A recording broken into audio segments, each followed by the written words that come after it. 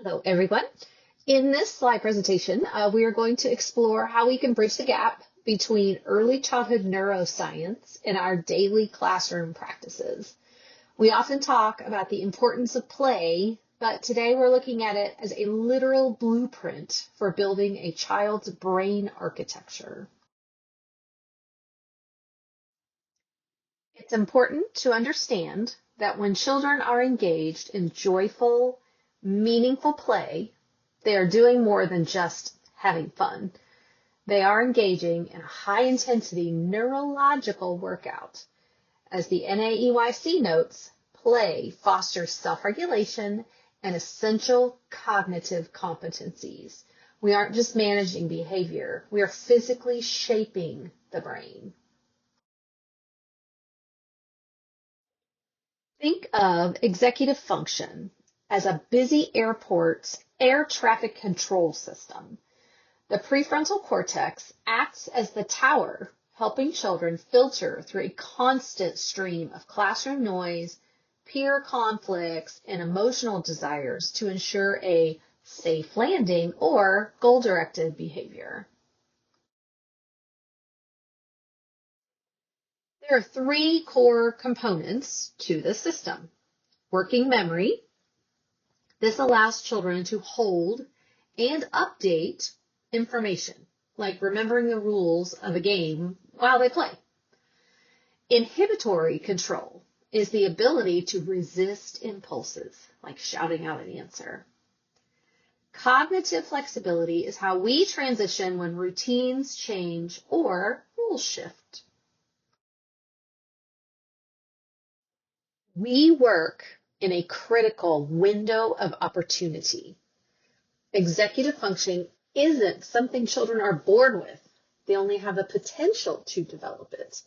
The rapid maturation of the prefrontal cortex during the preschool years makes our work the most critical period for cognitive intervention. However, this development can be derailed. Toxic stress from poverty, abuse, or neglect acts like a physical static, disrupting the connections between the prefrontal cortex and the amygdala. Without a safe environment, the brain stays in survival mode, which severely impairs executive function development. Why does this matter long term? Because executive function is a predictor of lifelong success. It leads to higher graduation rates, a more organized workforce, stable communities, and even better biological coping skills for health later in life. As educators, we must calibrate our expectations to the child's developmental leap. While a 2-year-old might need constant adult monitoring to wait for a turn, a 5-year-old is beginning to independently solve problems and describe their own emotional states.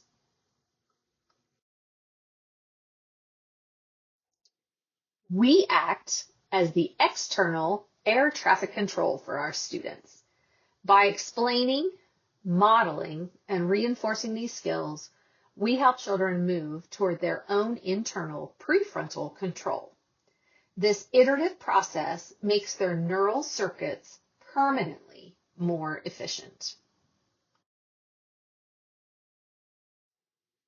Our toolkit includes providing structured transitions to reduce cognitive load, using descriptive feedback to highlight goal-directed persistence, and teaching the vocabulary for our emotions. Let's look at a practical example, jumping feet. This game hits all three EF pillars.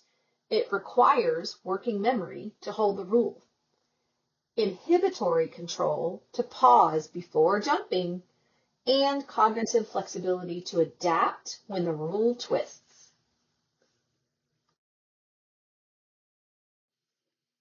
You can upgrade standard games to target these skills. For instance, have children match images by shape or size rather than identical pictures.